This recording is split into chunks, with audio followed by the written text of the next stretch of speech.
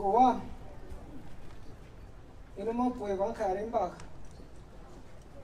Good morning.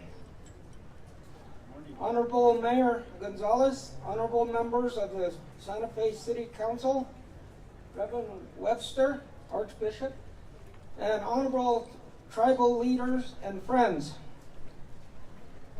On behalf of the all Pueblo governors and our people, and our Pueblo people, thank you, Mayor Gonzalez and members of the City Council, for your vision, your wisdom, and your courage in designating today as Indigenous Peoples Day to join many cities and states across our nation to celebrate the presence and history of Indigenous people, their cultures, their resilience, perseverance, and their contributions.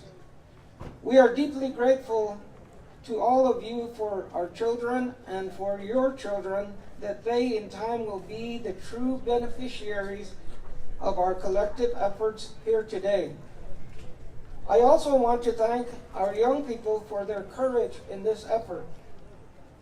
President Trump was absolutely right in his proclamation that states that there is no denying that the Columbus voyages to the New World was a transformative event that undeniably and fundamentally changed the course of history. Now, people know the truth of that statement, and nowhere else was it more true than for the Indigenous people. Since that time, our world was forever changed. But we must also remember what President Obama articulated a year ago in his proclamation on this day. He stated in issuing his proclamation that it is also a time to appreciate the pain and the suffering reflected in the stories of Indigenous peoples who resided upon these lands long before the arrival of Europeans, who in time claimed their lands to be theirs in the name of the doctrine of discovery. Why is it important to tell this story? The elders teach us that it is our sacred duty to share the truth of this story. It is not a narrowly defined effort to rewrite history, to write others out of history books, but it is the deeper truth to purpose. It is by the acknowledgement of the atrocities of their experiences that we are reminded of their resilience to be celebrated. It is how we take this truth to transform it into realizing our sacred trust to be fulfilled, that we will define what future generations will inherit from us. How we take the truth of these stories of all that have challenged our very existence defines each generation's resilience and perseverance to protect and preserve what we call the gifts of our Creator.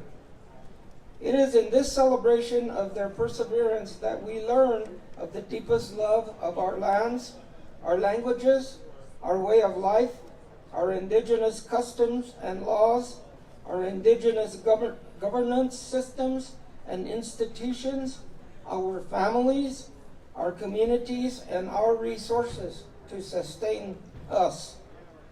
To learn from those sacrifices, they say, is how we learn how to share in the celebration of life inherited with a deep sense of sacredness. It is the celebration of a precocious continuum given to us to protect, to preserve, and to maintain the spirit in its vibrancy. To sustain all that was gifted to us by our Creator from one generation to the next is the sacred trust of our fulfillment to gift of all humanity. So today is a time of shared celebration of who we are, our shared celebration of the communion of cultures, the shared core values of love, respect, and compassion for one another.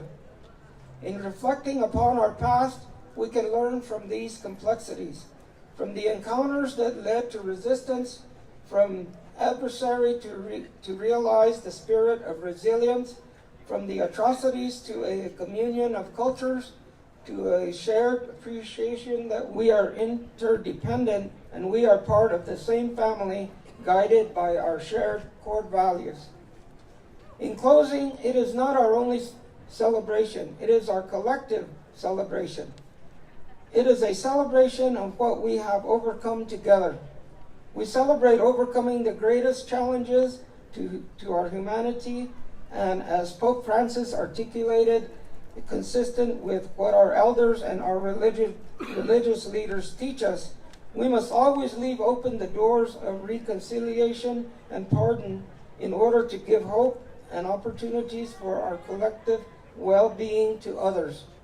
It is how our faith that transforms hope, and how it transforms hope for us to experience peace. In all our prayers, we ask that our children experience peace, that our families nurture peace, that our communities share in peace, and that people of the world celebrate peace. Only in the truth of our collective experiences can we find reconciliation, and only through reconciliation can we find peace. What more would we desire for our children than peace and justice in this world? Thank you, and may our Creator bless each and every one of you.